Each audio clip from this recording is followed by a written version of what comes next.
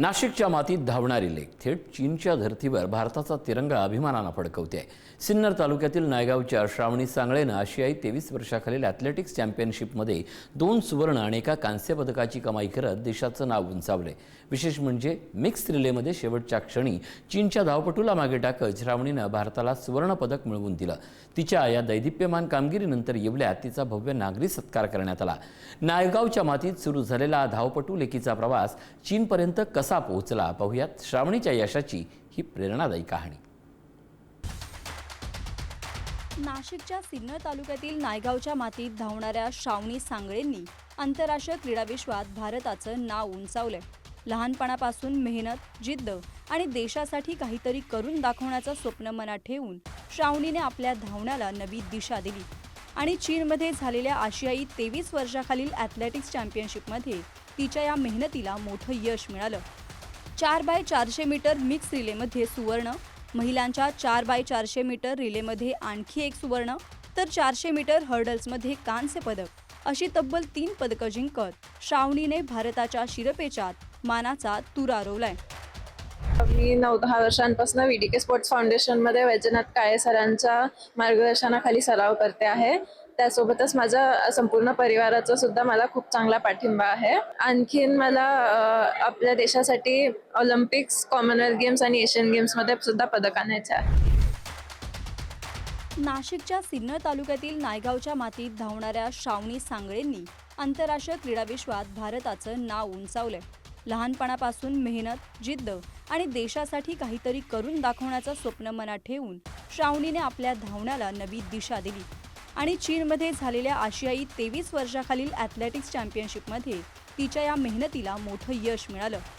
4x400 metre mix रिलेमध्ये सुवर्ण, महिलांच्या 4x400 metre रिलेमध्ये आणखी एक सुवर्ण, तर 400 मीटर हर्डल्समध्ये कांस्य पदक अशी तब्बल 3 पदकं जिंकत श्रावणीने भारताच्या शिरपेचात मानाचा तुरा रोवलाय.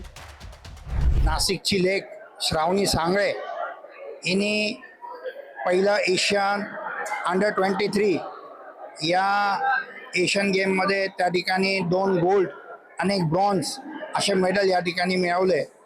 हा नाशिककरांसाठी नव्हे तर महाराष्ट्रासाठी नव्हे तर संपूर्ण देशासाठी अभिमानाचा भाग आहे. परंतु एवढं सगळं असताना देखील कोणीही श्रावणीसारख्याची दखल त्या ठिकाणी घेतली नाही, याची कुठेतरी खंत मनात राहिली. आणि म्हणून आम्ही राष्ट्रीय संत भगवान बाबा सत्कार समितीच्या वतीने श्रावणीचा आज येवल्यामध्ये सत्कार केलेला आहे. श्रावणीचा हा प्रवास केवळ तिच्या वेगाचा नाही तर तिच्या कुटुंबाच्या पाठिंब्याचाही आहे. सामान्य कुटुंबातून आलेल्या श्रावणीने अनेक अडचणींवर मात करत आपली ओळख निर्माण केली. आज 2 सुवर्ण पदकं आणि एका कांस्य पदकासह ती आंतरराष्ट्रीय स्तरावर पोहोचली आहे. लेकीच्या यशाचा हा आनंद तिच्या आईच्या चेहऱ्यावर स्पष्ट दिसतोय. तर माझ्या मुलीने राष्ट्रकुल स्पर्धेत 2 सुवर्ण आणि 1 ब्रॉन्झ पदक मिळवलंय.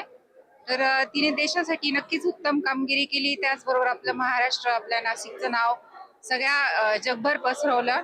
तिचा मला सार्थ अभिमान आहे आणि अशीच कामगिरी ती पुढे करत राहो हीच इच्छा आहे. नायगावच्या मातीतून सुरू झालेली श्रावणीची धाव आज भारताच्या विजयापर्यंत पोहोचली आहे.